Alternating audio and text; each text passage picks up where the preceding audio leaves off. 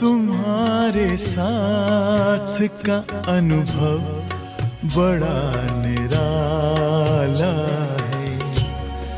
मिले न स्वर्ग में वो सुख लुटाने वाला है। तुम्हारे साथ का अनुभव बड़ा निराला है। ओम शांति मंजू बहन। ओम शांति जी। आपका बहुत बहुत स्वागत है इस कार्यक्रम में। Thank you. आप आए, हम सभी को बहुत खुशी हुई। मंजू बहन पिछले 20 वर्षों से ज्ञान में चल रहे हैं और 16 वर्षों से समर्पित रूप से अपनी सेवाएं दे रहे हैं। आपको यह ईश्वरीय ज्ञान दिल्ली के अशोक विहार से मिला। आप आदरणीय शक्ति दीदी की पालना में वर्तमान समय नारायणा सेवा केंद्र का कुशलता पूर्वक संचालन कर रहे हैं। आप बहुत ही दृढ़ संकल्पी हैं, सदा हाजी का पाठ पक्का रखते हैं तथा योग को अपनी सारी शक्ति मानकर चलते हैं। तो मंजू बहन, आपको ज्ञान में आने की प्रेरणा किससे मिली और समर्पित होने का निश्चय कब लिया? लौकिक में हमारी माताजी सन 2000 में ज्ञान में चले और उसके बाद जो भी मतलब ज्ञान अमृत या बुक ब्रह्मा बाबा की जो 3-in-1 बुक थी और जो भी दादियाँ हैं दीदियाँ हैं उनकी जो बुकें थी वो मैं रेगुलर पढ़ती थी। मैंने कोई भी ऐसी बुक नहीं छोड़ी जो मैंने पढ़ी नहीं है। तो मैंने पूरा सन 2000 से लेके और 3 के लास्ट तक के जैसे मीडिया पेपर हैं, प्रगति पथ हैं, तो जो भी था तो मैंने उसको पढ़ा और पढ़ने के बाद मेरे को लगा कि मेरे को भी यही जीवन बनानी है। तो ऐसे करके फिर मेरे को मतलब लगा कि मुझे सेंटर पे जाना है। तो मैं 2003 में 15 दिसंबर को और मैं सेंटर पे फर्स्ट बार आई। लेकिन जैसे ही मैं फर्स्ट बार गई और मुरली सुनाई और उसी दिन बाबा को आने का था, तो मेरे को तो कोई बाबा के महावाक्य याद नहीं है कि बाबा ने उस समय क्या बोला, पर मतलब जो बाबा ने बोला या जो उस समय बाबा ने शब्द उच्चारे, महावाक्य उच्चारे, मतलब मेरे को लगा कि ये बाबा मतलब भगवान शिव बाबा जो बोल रहे हैं वो राइट है और मुझे भी मतलब अब सेंटर पे रहना है और मेरे को भी ऐसे ही ब्रह्मा कुमारी बनना है। मैं सन 2006 से समर्पित रूप से अशोक विहार में मैंने सेवाएं दी और दूसरा 2009 में टीचर ट्रेनिंग की। उसके बाद मैं 2010 में नारायणा में आई, वो 26 दिसंबर को। तो मैं अभी वर्तमान समय मतलब नारायणा सेंटर पर ईश्वरीय सेवाएं दे रही हूँ। बहुत अच्छे। तो आपने बताया कि जैसे आपने काफ़ी किताबें पढ़ी, उसकी वजह से आपको काफ़ी प्रेरणा मिली और टचिंग हुई। हाँ जी। और तब आपने समर्पित होने का सोचा फिर आपने कि बहुत अच्छा लगा सुन के मंजू बहन। हाँ जी। मेरा आपसे दूसरा सवाल ये है कि आपका योग का बहुत गहरा अनुभव है और योग आपकी ताकत है। तो ऐसा कोई अनुभव जिसमें बाबा ने आपकी मदद की, वह हम सभी को भी प्रेरणा मिल सके, उसके बारे में थोड़ा बताइए। योग का जो आपने पूछा कि अभी भी आपको क्या उसका मतलब कैसे हम योग करते हैं, तो मैं जब भी योग करती हूँ ज़्यादातर मैं अमृत वेले में ही योग रखती हूँ। ज़्यादातर माना पूरा जो मेरा संकल्प होता है उसको मैं अमृत वेले ही पूरा कर पाती हूँ। दिन में तो बहुत सारी सेवाएं होती हैं तो हम उतना नहीं कर पाते हैं, बीच बीच में थोड़ा उठना भी पड़ता है। तो मैं पहले मतलब जो है सोमान रखती हूँ कि मैं मास्टर सर्वशक्तिवान हूँ और मैं विजयी रतन आत्मा हूँ, विघ्न विनाशक हूँ। तो ये सोमान लेकर के जब मैं बैठती हूँ और मतलब बहुत अच्छा अनुभव भी होता है। और फिर मैं बाबा का योग करने के बाद बाबा का भी शुक्रिया करती हूँ और अपने शरीर का और आत्मा का भी थैंक्स बोलती हूँ कि मुझ आत्मा को इतना बड़ा भाग्य जो परमात्मा मिला और उससे मैं योग लगाती हूँ या मेरे को उससे इतनी शक्तियाँ मिलती हैं। तो बहुत अच्छा अनुभव है जिसको शब्दों में बयान नहीं कर सकते कि आत्मा परमात्मा का जो मिलन होता है वो तो अलौकिक और न्यारा ही होता है। जी जी। तो जैसे आपने बताया कि अमृत वेला का बहुत महत्व है आपकी जीवन में और हम सब ब्राह्मण जीवन में, कि आप अमृत वेले में अपने आप को स्वमान दे के अपने आप को चार्ज कर लेती हैं ताकि पूरे दिन आप उसी स्वमान में स्थित रहें। बहुत खूब मंजू बहन। आपसे अगला सवाल हमारा ये है कि आपने सदा हाजी का पाठ याद रखा, तो इसका आपको क्या लाभ मिला? जैसे मान लिया आज हमारे साथ में मतलब वर्तमान समय दीदी हमारे शक्ति दीदी बड़े हैं, और जी। दूसरा सेंटर पे भी बहुत सारे भाई बहन आते हैं, हम्म। तो कोई भी अगर वो कुछ बोलते हैं तो मैं हाँ जी ही करती हूँ, और दीदी भी अगर कोई भी सेवा देते हैं उसके लिए भी हाँ जी। और जब मतलब जैसे उन्होंने सेवा दी तो ये नहीं है कि चलो दीदी ने बोला है जब कर देंगे, तो मेरे को खुशी मिलती है कि मैं टाइम से पहले वो सेवा जो मेरे को जिम्मेवारी मिली है मैं टाइम से पहले उसको पूरा करूं। और हाँ जी का पाठ पढ़ने से मतलब एक खुशी भी होती है और अपने अंदर में एक उमंग उत्साह भी आता है, और अब मैं अपना एक सौभाग्य भी समझती हूँ कि मतलब मेरे को इस सेवा के लायक समझा, और मैं मतलब हाँ मतलब योग्य भी समझा। और दूसरा मतलब जो है एक जो दुआएं मिलती हैं है ना, कि जब हम बड़ों की हमें हाँ करते हैं और उन हाँ जी, तो उनकी जो दुआएं होती हैं वो कहीं ना कहीं हमें ज़रूर आगे बढ़ाती हैं, और खुशी का और ब्लेसिंग की मतलब मेरे को मदद सौभाग्य मिलती है। मिलता हाँ है जी, सौभाग्य मिलता है, मदद मिलती है जी। बहुत ही सुंदर, बहुत ही अद्भुत। तो दीदी, जैसे शक्ति दीदी जी की पालना में आपने अपने जीवन में क्या-क्या अनुभव किए? आपने आपने उनसे क्या-क्या प्रेरणा ली, उसके बारे में थोड़ा बताइए हमें। हाँ जी। बहुत सारी ऐसी प्रेरणाएँ तो बहुत सारी हैं और बहुत सारे अनुभव भी हैं। लेकिन हमने देखा है कि जब 2014 से मतलब मैं 15 से सेंटर को संभालने माना दीदी ने मेरे को निमित्त बनाया सेंटर को संभालने के, तो जैसे हमने कोई भी कार्य करना है या कोई चीज़ खरीदनी है, तो मेरा जो लक्ष्य रहता है वो ये रहता है कि पहले करना है फिर बताना है। ज़्यादातर मेरा ये रहता है कि होने के बाद मैं बताऊं कि हमने ये चीज़ की है। तो दीदी हमेशा बोलेंगे कि महारानी है ये, तो पहले करती है फिर बताती है ना। लेकिन कभी दीदी का हमने ये नहीं देखा क्यों किया, कैसे किया, नहीं क्वेश्चन हुए हम बड़े हैं पहले पूछना चाहिए, वो सब नहीं। दीदी मतलब सहज रीति से उसको स्वीकार कर लेती हैं और मान भी जाती हैं। चलो ठीक है, जो किया मतलब उसको जैसे नहीं यज्ञ में उसका थोड़ा पोता मेल रखना है तो उसको थोड़ा डिटेल में रखना चाहिए, रखना बाकी मतलब कभी भी मतलब जो मेरे को दीदी से मतलब है ना, एक ऐसे लगता है कि दीदी हमारी एक प्रेरणा सूत्र है ना। और दीदी इतनी एज में होते हुए भी अपने सारे कार्य स्वयं भी करती हैं, बाबा को भोग भी बनाती हैं।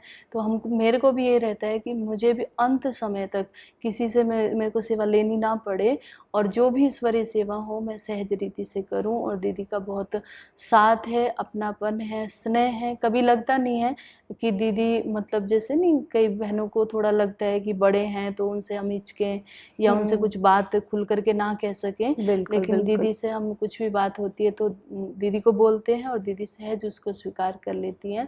तो यही दीदी के साथ। बिल्कुल, मैं आपसे एकदम सहमत हूँ कि बड़ों का जो साथ है, उनकी जो मदद हमें मिलती है वो हमें कहीं ना कहीं आगे बढ़ने में बहुत हेल्प करती है। और ये इसमें कोई डाउट नहीं है कि शक्ति दीदी, भाई साहब, इन सबका बहुत ही ज़्यादा महत्व है सहयोग रहा है हमारे ब्राह्मण जीवन में। हाँ जी, अलौकिक जीवन में। और मैंने देखा है कि मतलब जैसे नहीं होता कोई चीज़ को पाने के लिए किसी को मेहनत करनी होती है, या जैसे बड़ों को अपनी तरफ लाने के लिए भी कई थोड़े सोचते हैं कि हम कुछ ऐसा करें, लेकिन सहज रीति से दीदी का और भाई साहब का भी सहयोग रहा। लेकिन मतलब ऐसे नहीं है कि उसको मेरे को कुछ मेहनत करनी पड़े, वरना सहज रीति से दीदी का प्यार उसने मिलता रहा है और मिलता रहेगा, ऐसी मैं उम्मीद करती हूँ। बिल्कुल बिल्कुल। तो अगला आपसे प्रश्न दीदी ये है कि बाबा ने आपका नया सेवा केंद्र खरीदने में किस प्रकार बाबा ने आपको मदद की? आप उसके बारे में थोड़ा बताइए हमें। इसमें 2000 मतलब 13-14 में हम लोग भर्ती करने गए, टीचर बहनों की भर्ती थी, तो वहाँ पे हम टीचर बहनों की उषा दीदी ने क्लास कराई, और उसमें किसी बहन का अनुभव सुनाया कि कोई एक बहन थे, उनके पास सेंटर नहीं था, और उन्होंने मतलब योग के द्वारा जैसे 21 दिन का योग करके, और उन्होंने मतलब अपना सेंटर खुद का लिया। और उनके पास मतलब उषा दीदी जब उद्घाटन करने के लिए गई तो दीदी ने पूछा कि आपने सेंटर कैसे बनाया, मतलब कैसे किसने सहयोग दिया। तो उन्होंने बोला कि मैंने 21 दिन के मैं योग रखती थी, और जो है जब हमने सेंटर लेना शुरू किया तो बोला मेरे खाते में 1 लाख रुपए थे, और आज दीदी उद्घाटन हो रहा है तो आज भी मेरे खाते में 1 लाख रुपए हैं। तो ऐसे दीदी ने बोला कि अगर हम कोई भी लक्ष्य रखते हैं या कोई भी संकल्प करते हैं तो वो बाबा हमारा अवश्य पूरा करते हैं। तो जैसे, और वो दीदी ने बोला कि वो एज में भी बहुत कम थे, 22-23 साल की वो बहन थे, और इतना बड़ा सेंटर उस समय मतलब 2013-14 की बात है, तो तब उन्होंने लिया। तो मेरे को भी प्रेरणा हुई कि मतलब जो है उन्होंने 21 दिन का योग किया और मैंने 40 दिन का योग रखा, और संकल्प किया कि मेरे को भी सेंटर खरीदना है, चाहे छोटा हो पर मुझे बाबा का खुद का सेंटर खरीदना है। तो हमने 40 दिन का योग किया, और योग का टाइम था 2 बजे उठना और 2 से 2:30 बजे तक फ्रेश होना, पूरा रेडी होना योग के लिए, और 4:30 बजे तक पूरा 2 घंटा योग, चाहे उसमें अमृत वेला भी रहा और मेरा सेंटर का भी रहा, मैं कंटिन्यू किया, मैं बिल्कुल हिली भी नहीं। और जो भी संकल्प मैंने किया, तो कहने का मतलब कि जो भी हम संकल्प करते हैं तो उसमें हमें ना कुछ ऐसे डाउट नहीं होना चाहिए कि पता नहीं होगा कि नहीं होगा, है ना। लेकिन हमने बाबा को बोला और उस चीज़ को बाबा के सामने रखा कि बाबा मेरे को आपका घर लेना है और आपने मुझे आत्मा की मदद करनी है, मैं नहीं जानती कैसे लेना है पर आपने मेरी मदद करनी है। तो मैंने जो योग रखा वो रखा 29 जून को 2015 में, और 2016 4 जून को हमने सेंटर की जो बयाना देते हैं खरीदने के लिए मकान, तो वो बयाना दिया। तो मेरा कहने का मतलब है कि मैं सभी स्टूडेंट या सुनने वालों से यही कहूँगी कि कई सोचते हैं कि हमने 21 दिन का योग किया या 40 दिन का योग किया तो हमारे योग से कोई फ़ायदा नहीं हुआ या हमें उस कार्य में सफलता नहीं मिली। लेकिन अगर हमारा निश्चय पक्का है तो ज़रूर कोई ना कोई भले टाइम लगता है, लेकिन अगर हमने सच्चे दिल से योग किया है तो उसकी सफलता ज़रूर मिलती है।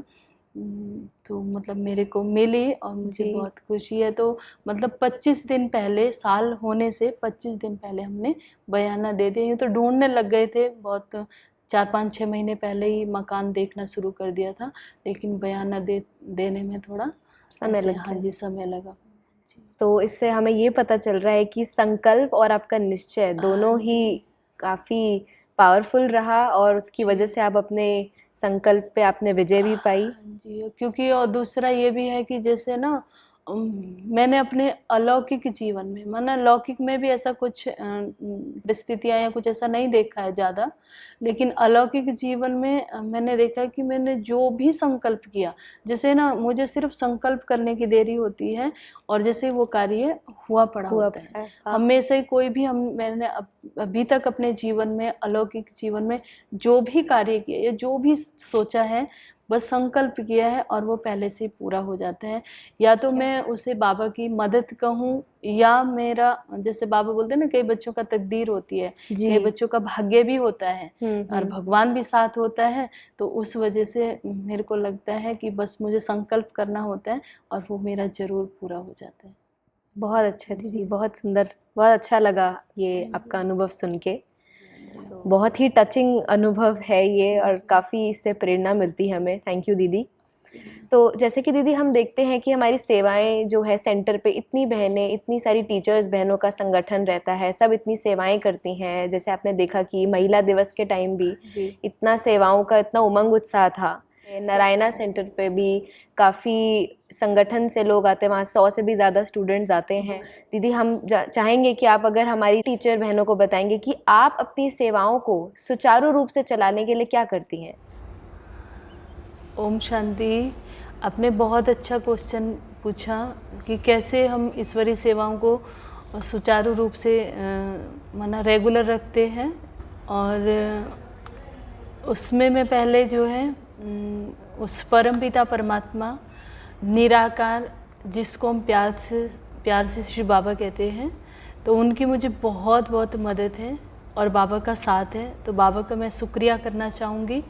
और उसके बाद जो हमारी दीदी हैं शक्ति दीदी जी, जिन्होंने मुझे निमित्त बना करके वहाँ रखा हुआ है सेवार्थ, तो दीदी जी का भी बहुत बहुत दिल से शुक्रिया है। और जो भी सेंटर पर भाई बहन आते हैं, भाई हैं बहनें हैं, सभी का दिल से और हर तरह के सहयोग के लिए वो हाजिर रहते हैं। जो भी मैं बोलती हूँ, जो भी सेवा होती है, तो वो हर तरह से तन से, मन से, धन से, श्वास समय संकल्प से ईश्वरीय सेवा में सदा हाजिर रहते हैं। तो सभी भाई और बहनों का भी मैं सेंटर पर आने वाले सभी भाई बहनों का भी मैं दिल से धन्यवाद करती हूँ, शुक्रिया करती हूँ। और सभी टीचर बहनों को भी मैं यही कहना चाहूँगी कि जो भी भाई बहन हैं, चाहे थोड़े हैं चाहे ज़्यादा हैं, जितने भी भाई बहन आ रहे हैं, उन सब का हम मतलब दिल से उनका सम्मान करें, उनकी हर बात को सामने रखें। और दूसरा जो है, उनमें विशेषताएं देखें। अगर हम भाई बहनों में विशेषता देखेंगे तो विशेषता देखते देखते हम भी विशेष बनेंगे और वो भी विशेष बनेंगे। बहुत बहुत धन्यवाद आपका मंजू बहन। आप अपना कीमती समय निकाल कर इस कार्यक्रम में आए और हम सभी को अपने अनुभवों से आपने प्रेरणाएं दी। हम आपके बहुत आभारी हैं। थैंक यू, धन्यवाद। तो आप सभी ने देखा कि कैसे मंजू बहन ने अपने अनुभवों से हमें प्रेरणा दी, कैसे उनका हर एक संकल्प, हर एक निश्चय जो उन्होंने बाबा के प्रति रखा, चाहे वो अपनी समस्याओं से कैसे उनसे बाहर निकल के बाबा की हर सेवाओं में अपनी उपस्थिति उन्होंने दी, हमने जाना। और उन्होंने हमें बताया कि संकल्प हम एक करते हैं लेकिन बाबा हमें 1000 कदम मदद करते हैं। तो आशा है आप सभी ने इनके अनुभवों से अवश्य लाभ लिया होगा। आप सभी से जल्दी ही मिलते हैं हमारे नए मेहमान के साथ। तब तक के लिए ओम शांति। Thank you. तुम्हारे साथ का अनुभव बड़ा निराला